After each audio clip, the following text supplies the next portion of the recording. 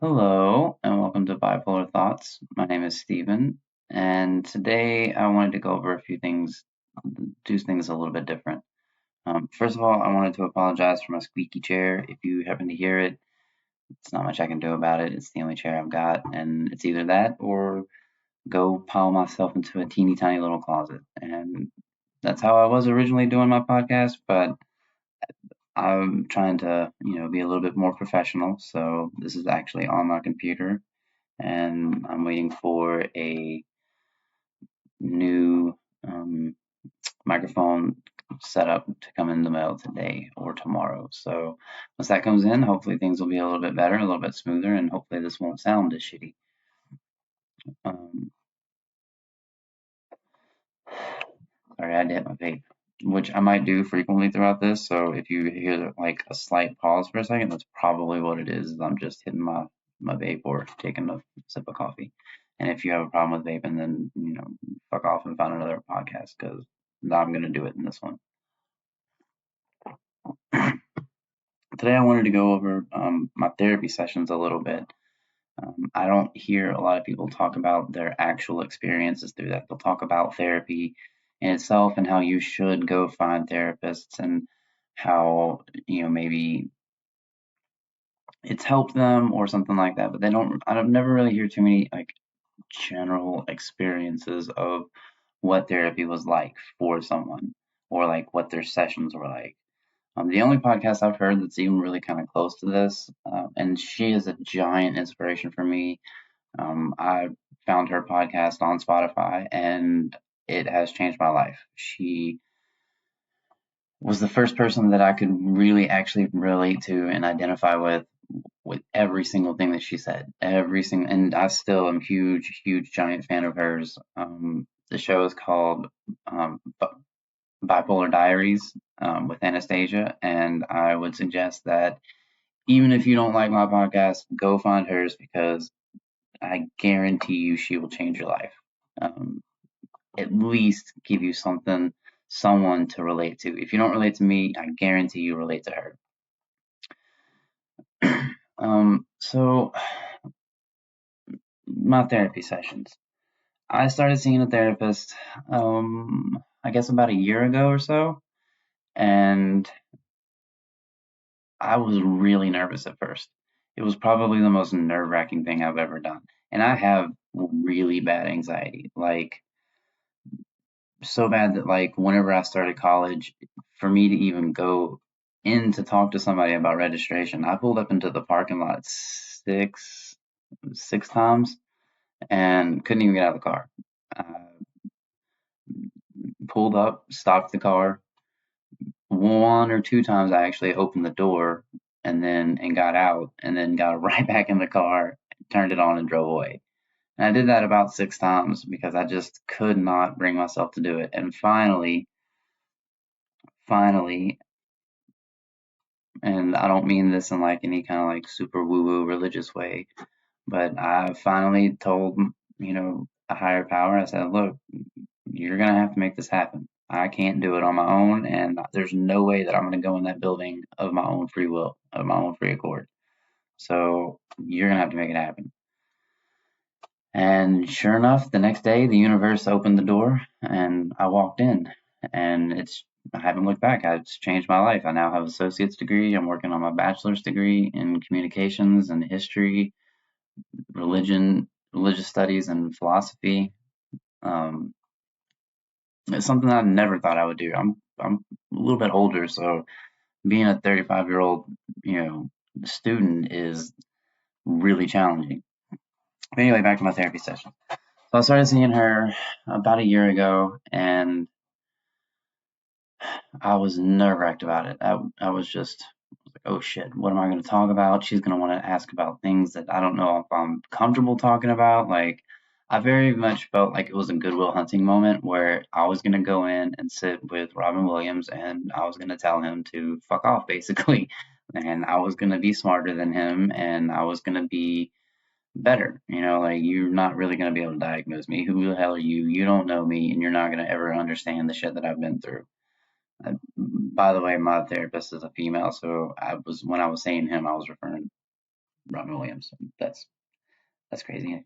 Neither here nor there. Anyway, um, and it was really I don't know, intense at first because we just the first few sessions and really the first few like months is really kind of a get to know you process where you really it's kind of like dating a little bit. You kind of just learn to communicate to each other. Um, and we're still kind of in that phase, and it's been about a year, and I know that I think that a lot of people expect therapy to be this like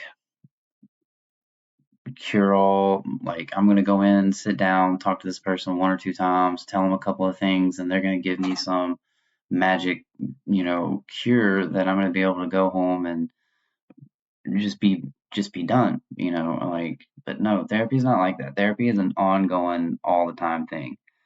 Like I have to see and we tried several different types of ways. Like we were doing once a month, and that was way too long of a time period to try and because you only have an hour. To try and cram a month's worth of shit into 1 hour is just almost fucking impossible. There's just not enough time. And then not to properly cover everything at least. And then we tried once every 2 weeks, I think. And again, that was just too much time to shove into 1 hour. And then we went to twice a week. And that was too much. That was too much because there wasn't enough time jumping in between. So it'd be like Monday I would see her, and then Thursday I would see her, and not Tuesday and Wednesday I might have great fucking days and not have a whole lot to talk about. Or we might talk about the fact that I had 2 great days, but there wouldn't be any real depth to anything of substance. So now we switched back to once every 2 weeks, and that's mostly just because of my school schedule. My school schedule has been kind of hectic, especially during the summertime. It's hard to really buckle down on anything, like lock anything in. That sounds like it would be the opposite way, but it's not. It's because the summertime is just a lot harder to schedule anything because people are on vacation or different fucking reasons and excuses for that. Um,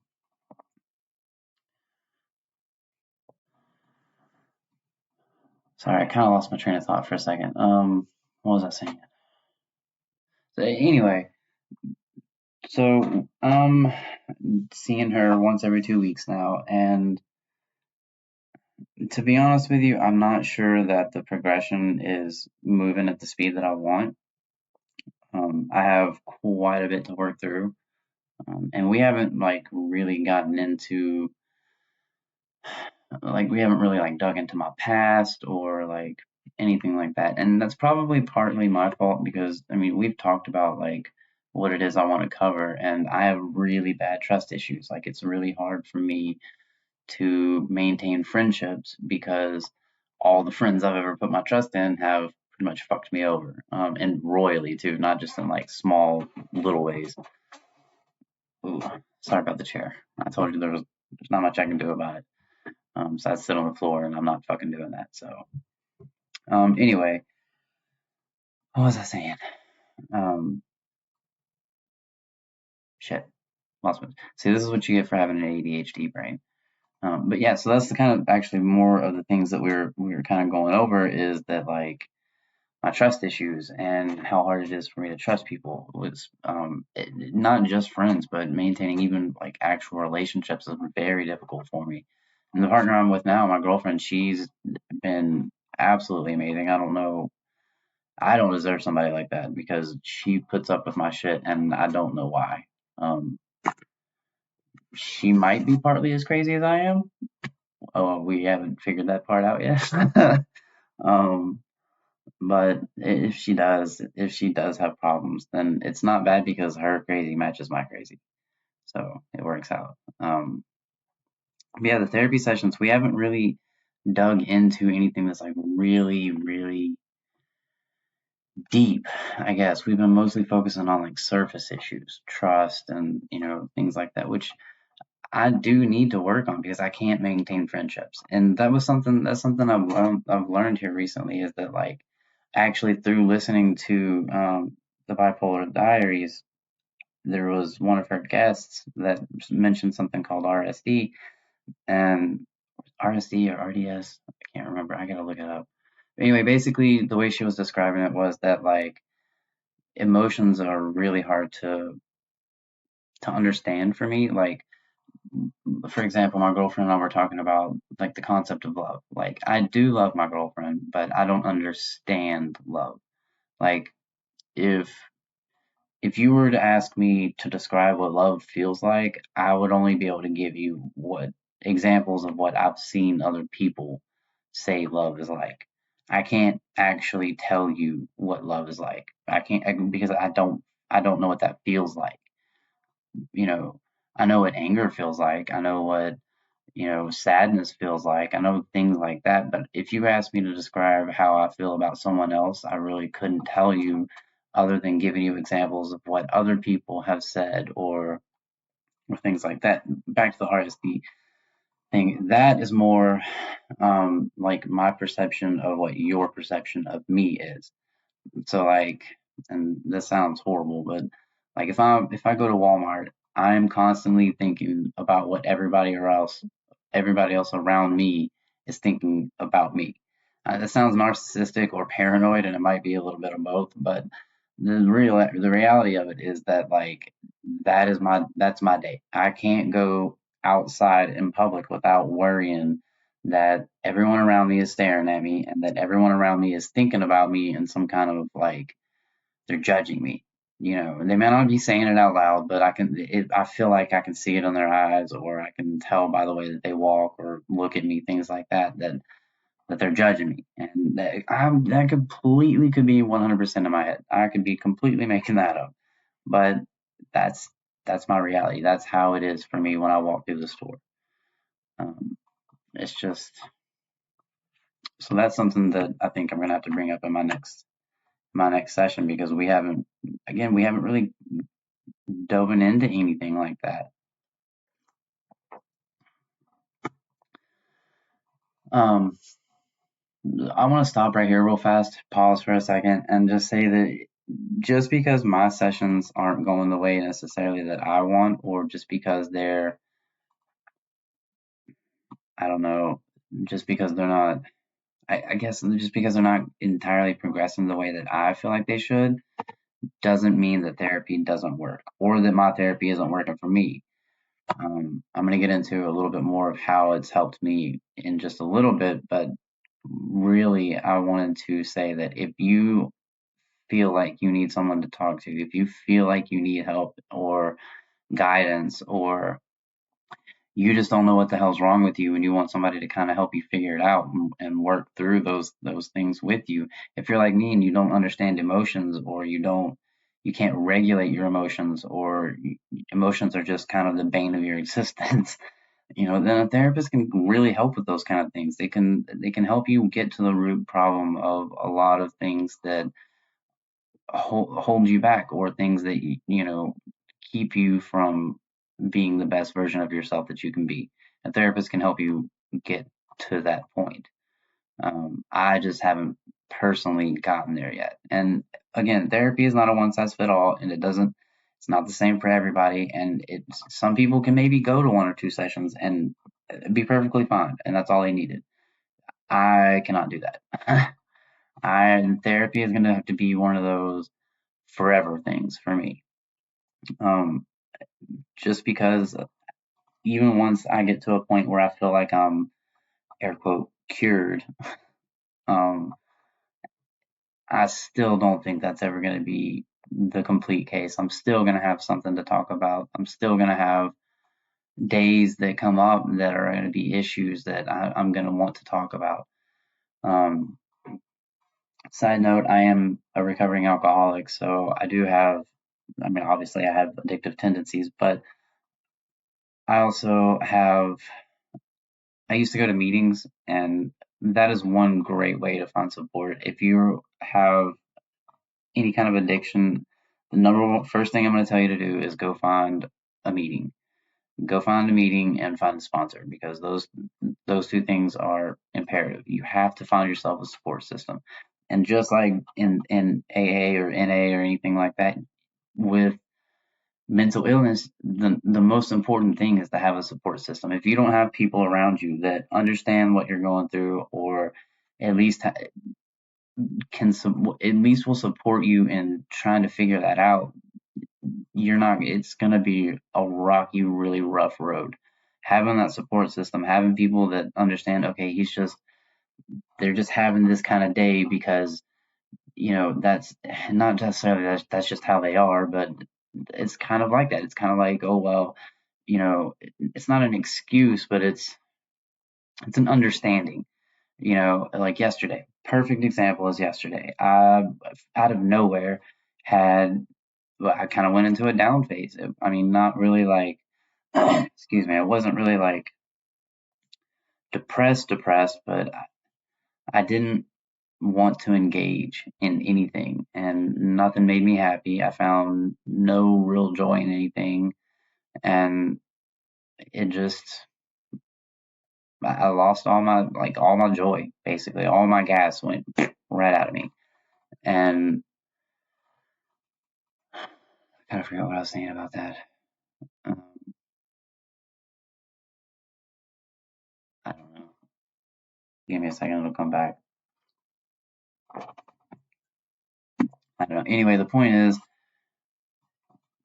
if you need help, go find it. Therapy is not going to be something. If you need help, find it. That support system is going to be the number one thing that you are going to have. Whether you're going to therapy or not, even having just surrounding yourself with people that can understand what you're going through, at least to a point where they can, and I hate to say the words like accommodate or, tiptoe around those kind of things. Like, I hate saying shit like that, but like, my girlfriend knows that, like, if I'm having a bad day, don't push me. Don't keep asking me what's wrong. Don't keep, bothering me about it, because the more you bother me about it, the worse it's going to get. So she knows that, like, if I'm in, one of my phases or one of my moods, that the best thing that she can do is just kind of support me. If I need something, she'll help me with it. She knows that if she doesn't, say, "Hey, are you hungry?" or something like that, I probably won't eat. She'll get on my ass about things like, "Hey, when was the last time you had water?" Something like that. But she doesn't really ask me like, "Hey, what's wrong? What's wrong? What's wrong? What's wrong?" She doesn't really do that, because she knows the more she asks me, the more it's going to piss me off, and the less I'm actually going to probably fucking tell her. So now she knows to just kind of give me my space, wait for me. Eventually I'll talk about it, but I have to have my space in order for me to process it, in order for me to be able to explain it to someone else so that they can process it and understand my process of processing. That was a bit intense to say.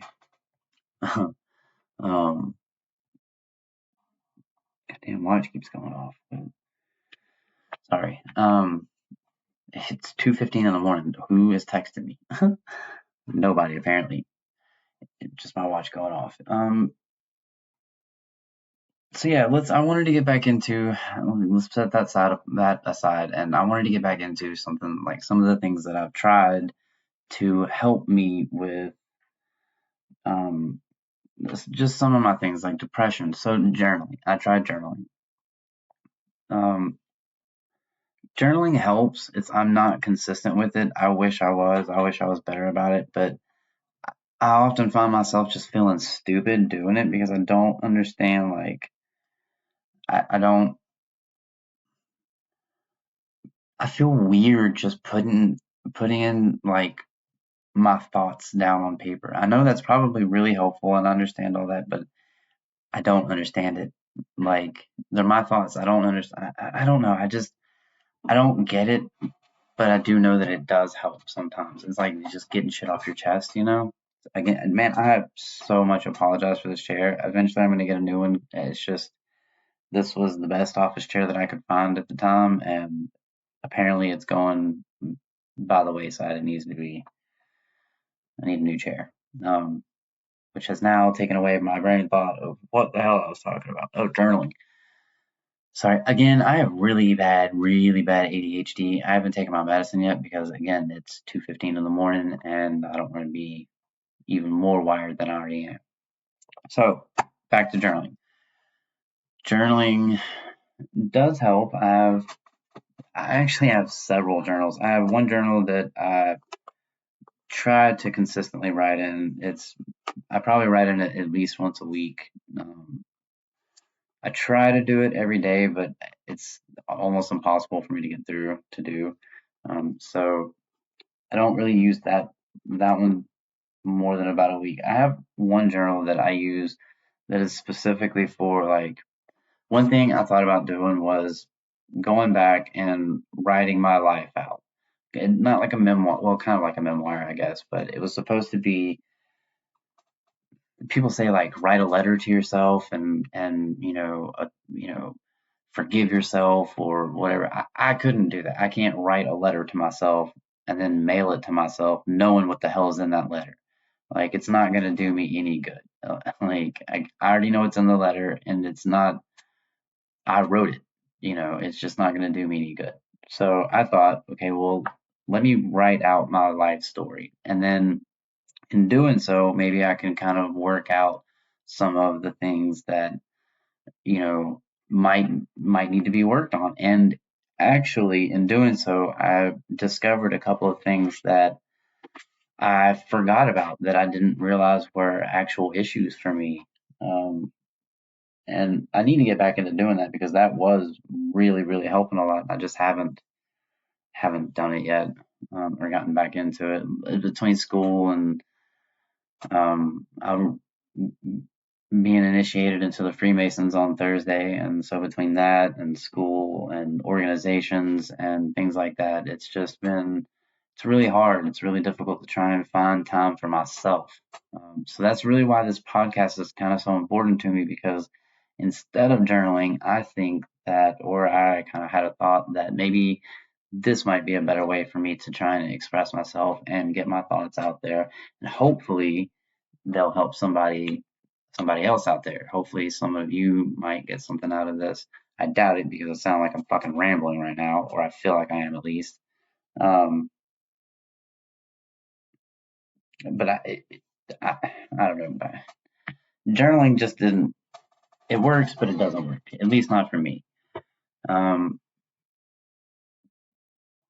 I don't really know what else to say about that. I'm trying to think about any other methods that I might have tried, but honestly, I think this podcast is probably the best thing that I've done so far. Out of all the methods that I've tried, I've also tried meditation. Meditation does not work, not for me at least, because again, I have really bad anxiety and really bad ADHD. So it's hard for me to clear my mind enough for me to find that middle ground of mindfulness, that peace, that presence, presentness.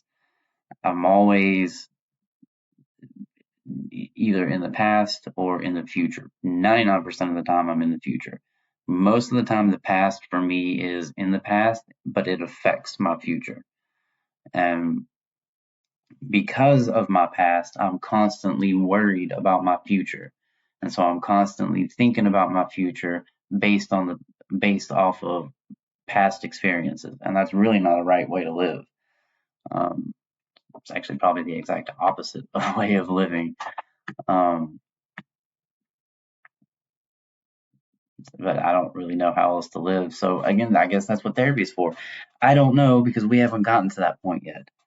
I'm really kind of hoping I see her not this Friday, but next Friday. So I'm kind of hoping that by then I'll have had some time to maybe do one or two more episodes and see if maybe they don't give me some kind of, I don't know, ammunition to go in with and talk to her about something, just something to kind of I don't know. She gave me this thing. I have a problem with not loving myself, or I guess I hate even saying that, but I have a problem with like not being nice to myself. So she gave me this almost like, I guess, CBT, cognitive behavioral therapy type thing, where it's called ABC Please, and you have to like, I don't even fucking know. I don't really understand it. We didn't really have time to go over it, so I don't really know very much about it. It doesn't sound like something for me because I'm not like a hippy dippy huggy. I don't want you to hug me. You hug me, and I'm probably gonna hit you unless I tell you to hug me or I say it's okay. But if you get in my space, my little bubble, you're probably not gonna get out of it feeling very good. And that's not like that's just me reacting to you being in my space. And so she gives me this thing, and it's like, try writing about an issue you have that tends to make you feel inadequate or bad about yourself, physical appearance, work, or relationships issues. And then what emotions come up when you think about this aspect of yourself.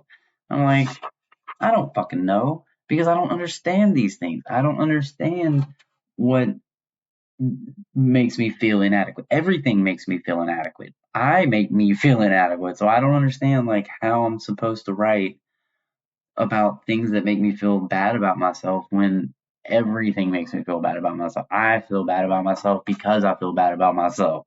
Like I feel like a pussy because probably I don't know if that offended anybody, and if it did, I'm sorry. Change the fucking episode. But I feel like a fucking weenie because I say something like, you know, love yourself or something like that. I don't know. It's just the way that I was raised, and it's not the best way of being, but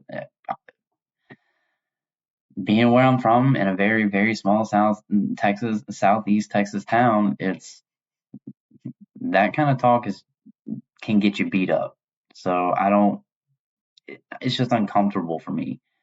I wasn't raised in an environment full of lovey dovey hug, kiss, make up, say you're sorry. I didn't grow up in that kind of environment, and so it's just hard for me to understand these things. Um, I think I've rambled a lot.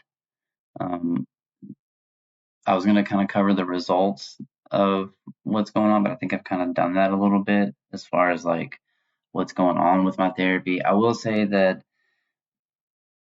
I have started to learn or notice things about myself that I didn't notice before, or I noticed them before, but I didn't notice them as often or as prevalently as I do now.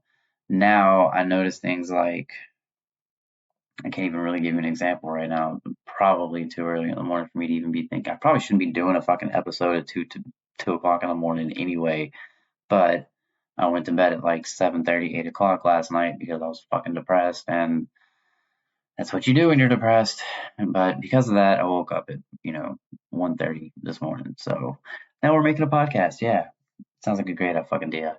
Anyway, my results have been slow, and have been mostly about learning to recognize things within myself that I knew were there, but I never really paid attention to.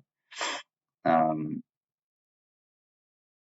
so yeah, I mean, I guess that's really the best thing I could say is that it's just been a slow process, but it does work. Um, my advice would be to have a clear goal of what you want to get out of your therapy sessions before you go in there. Don't just go in blind and expect them to know everything or to know what to do immediately because they don't know you. They have to get to know you. The first like month of me seeing my therapist, or maybe even longer than that, was basically one long, giant, hour-long bitching session. That's all I did. Is I went in and complained for an hour, and that's why my progression has been so slow. Is because I didn't know what it was I wanted. I just went in and bitched and had no real. I was expecting her to do all the work, basically. I didn't understand that I was going to have to be the one to put all the work in. That she would give me the tools, but I was going to have to use them. And I'm still learning that. That's something I'm still trying to get used to and work on and learn, which are my next steps. Those are the next things I have to do is learn to do these hippy dippy little love things that she says, because honestly, those are the things that tear me down. It's not wrong. The things that I say are hippy dippy or whatever, those things are real and they actually work. So take that for what you want. Um, my next steps are to do whatever the hell my therapist says to do next. Actually, my next step is to find a psychiatrist, because I'm not entirely sure about the medicines that I'm on, or even some of the diagnoses that I've got. I think that I have more diagnoses that have gone unchecked, and I think they are byproducts of my bipolar disorder or my ADHD or my anxiety, or they're a combination of all of them. I really don't know, but I know that a psychiatrist could help me kind of figure that out. So that's my next step. Um, wow, 31 minutes. This is a lot longer than I thought it was going to be. Most of my episodes are only like 10 or 15 minutes, but I actually asked Anastasia for some tips, and she said that she found when she just kind of has some bullet points and then gets on and talks, that the podcast seems a little bit more genuine, a little more authentic. And so I wanted to get on and try this method instead of doing a scripted out, written out podcast episode. I thought I'd get on here and just kind of, I feel like I've ranted and raved and rambled, but I wanted to get on here and try and give it an unscripted chance, and or try it unscripted and see how it went with the bullet points. And I have doubled my episode length. So I hope that this has done some good for somebody. I hope somebody might get something out of this, because otherwise I feel like it was just another bitch session for me. And it might have been, who fucking knows. I just hope that somebody gets something out of this, because I don't want anybody else to feel the way that I do. I don't want anybody else to have to suffer the way that I did, or have, or am. And if there's anything I can tell you to do, it's get help. I can't. I can tell you. I can sit here and tell you my experiences. I can tell you other people's experiences whenever they tell them to me. Things like that. But I'll never know what your experiences are. I'll never know what you are actually going through. And the only way for you to work through that is to go talk to somebody who can help you work through that, who does understand and will listen with compassion and will work with you. If you don't like your therapist when you get one, fuck them, try a new one. The thing about it is that you have to take care of yourself. This all comes down to you. You have to be the one to take charge. If you want to get better, then you have to try and get better. Don't take one doctor's whatever for face value.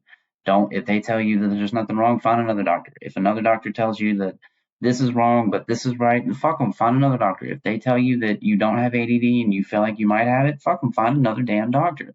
That's how you do this. This is your life. You have to be in control of it.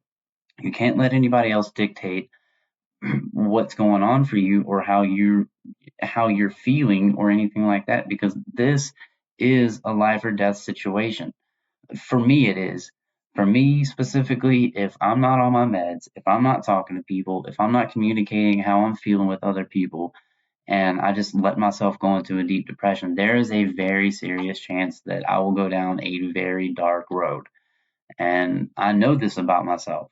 Knowing this about myself, I have to be the one to take charge of that. Yes, I do have a support system that helps me recognize those times when I don't see them in myself, or they can recognize the signs before they happen, before it happens, because they've recognized some of my symptoms and they know, okay, this is what happens when he's leading up into a manic phase, or this is what's happening whenever he's leading into a depressive phase. So they kind of know the signs. They don't always hit. Sometimes it just is random and it just kind of comes out of nowhere. But I have to be the one to do something about it. They can tell me, hey, you're about to be depressed. But I'm the only one that can do anything about that. When the depression hits, I'm the only one that can say, okay, I'm going to lay in this fucking bed and there's nothing I can do about it, or I can get my ass up. Now, that being said, let me stop right there and say that that is not 100% all the time. There are times, and it's only because I'm medicated that this doesn't happen as often as it used to, but there are times when I can't get out of bed. I get so depressed that it physically hurts to move. I can't I can't get out of bed. It's just not gonna happen. I can't even describe to you why or how. It's just I'm not fucking moving. I'm not getting out of that goddamn bed. It's just not gonna happen. I don't want to eat. I'm not eating. I'm not drinking. I don't give a shit. I might sip some water, but that's the best you're gonna get out of me.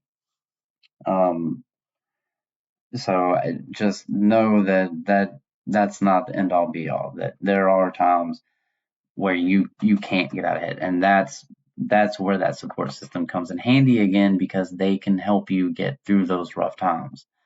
um, so therapy, a support system, and your own fucking will to live are the most important things that you're going to be able that are going to help you get through this. Medication is going to help, yes. If you don't believe in medication, then there are other ways to do it, and I'm telling you that therapy and isn't the end all, but therapy and other ways, other things are ways. There are tons of ways to get this done. I got flustered there for a second at the end of this. I hope everybody, gets something out of this again, and I don't really know. This is a whole new format for me, a whole new way of doing this episode. So there's probably a lot of rambling in it, and probably a lot of shit you don't want to hear. But just know that this was the first episode like this, and going forward with my new equipment that should be in today or tomorrow, um, the show is going to get better. It's going to continue to get better, and I hope that you are willing to grow with me, and that again that it helps somebody. Um,